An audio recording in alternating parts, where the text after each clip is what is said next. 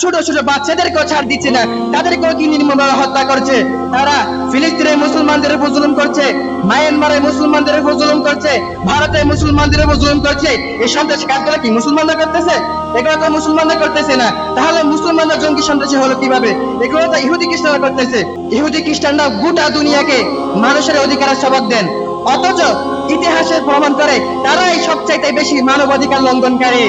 لقد قال الله تعالى ولا تهنوا ولا تحزنوا وأنتم الأعلون إن كنتم مؤمنين وقال رسول الله صلى الله عليه وسلم المؤمنون كجسد واحد إن اشتكى عينه اشتكى كله وإن اشتكى رأسه اشتكى كله।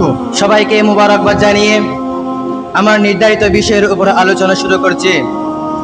মুহতারাম হাজিরিন, আজ পুরো বিশ্বে মুসলমানের সংখ্যা অনেক, কিন্তু যদি ঈমানওয়ালা মুসলমানের সংখ্যা গণনা করা হয় তাহলে মুসলমানের সংখ্যা অনেক কম। এদিকে ইহুদি খ্রিস্টানরা মুসলমান জাতিকে ধ্বংস করার জন্য ব্যস্ত, আর মুসলমান কিনা একদল আরেক দলের সাথে ঝগড়া করার মধ্যে ব্যস্ত।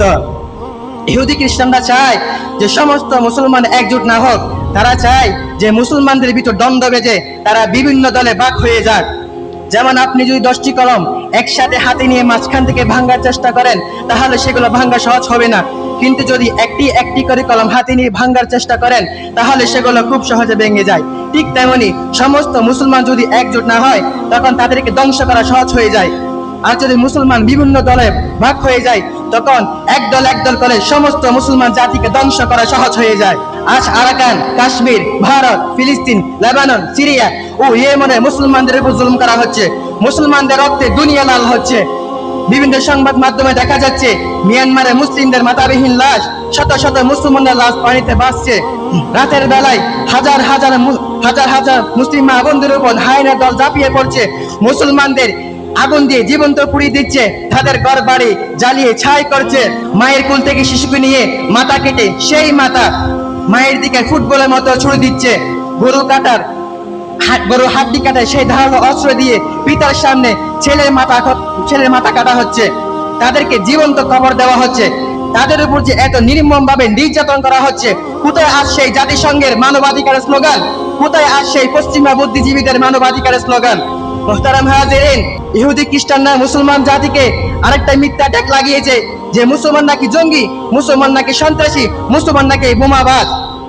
আমাদের পাশের দেশ ভারতে, সেখানে যে মুভি বা সিনেমাগুলো বানানো হয় সেখানে মুসলমানদেরকে জঙ্গি, সন্ত্রাসী, বোমাবাজ হিসেবে সাজানো হয়। শুধু তাই নয়, রাসূলুল্লাহ সাল্লাল্লাহু আলাইহি ওয়াসাল্লামের সুন্নতি লেবাসকে তারা জঙ্গি হিসেবে পেশ করে। আপনি যদি চোখ খুলে পুরো বিশ্বে দেখেন তাহলে কোথাও আপনি মুসলমানদেরকে জঙ্গি, বোমাবাজ হিসেবে দেখতে পাবেন না, বরঞ্চ ইহুদি খ্রিস্টানরাই মানব হত্যা ও বোমাবাজের কাজ করছে। তারা ফিলিস্তিনে বোমা ফেলে আমাদের মুসলিম ভাই বোনদেরকে কি নির্মমভাবে হত্যা করছে। তারা ছোট ছোট বাচ্চাদেরকেও ছাড় দিচ্ছে না, তাদেরকেও কি নির্মমভাবে হত্যা করছে।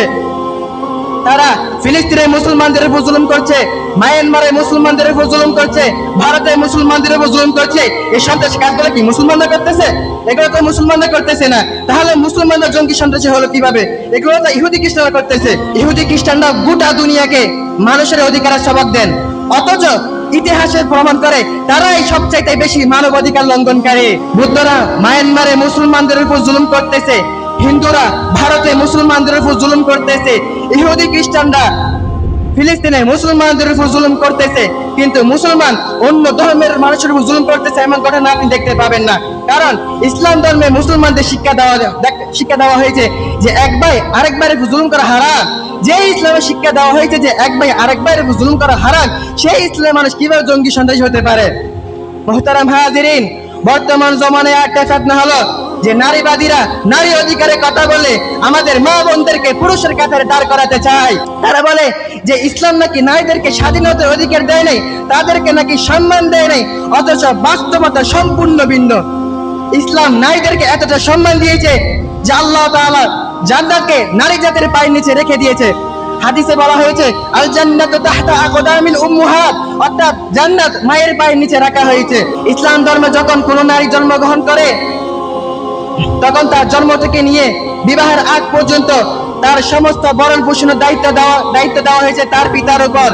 বিবাহের পর থেকে নিয়ে বৃদ্ধকাল পর্যন্ত তার সমস্ত দায়িত্ব দেওয়া হয়েছে স্বামীর উপর। বৃদ্ধকাল থেকে নিয়ে মৃত্যু পর্যন্ত তার সমস্ত দায়িত্ব দেওয়া হয়েছে ছেলের উপর।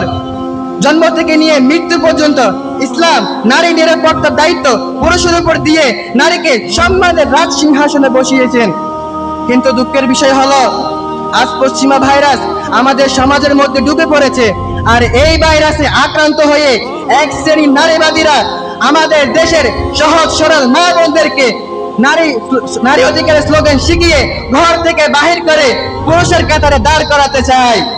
আর সেই নারী যখন ঘন্টার পর ঘন্টা দাঁড়িয়ে দাঁড়িয়ে শপিং সেন্টারে সেলস গার্ল হয়ে মুচকি হাসিতে ক্রেতার দৃষ্টি আকর্ষণ করে, অথবা অফিস আদালতে বসের মনোরঞ্জনের জন্য নিজেকে পেশ করে, অথবা সেই নারীকে অর্ধ উলঙ্গ শরীর প্রদর্শনী করে পণ্যের অ্যাড করা হয়, তখন সেটা নাকি নারী অধিকার, তখন সেটা নাকি নারী স্বাধীনতা। ধিক্কার জানাই এমন নারী স্বাধীনতাকে। আল্লাহ পাক আমাদের সবাইকে সঠিক বুঝ দান করুক। আসসালামু আলাইকুম ওয়া রাহমাতুল্লাহ।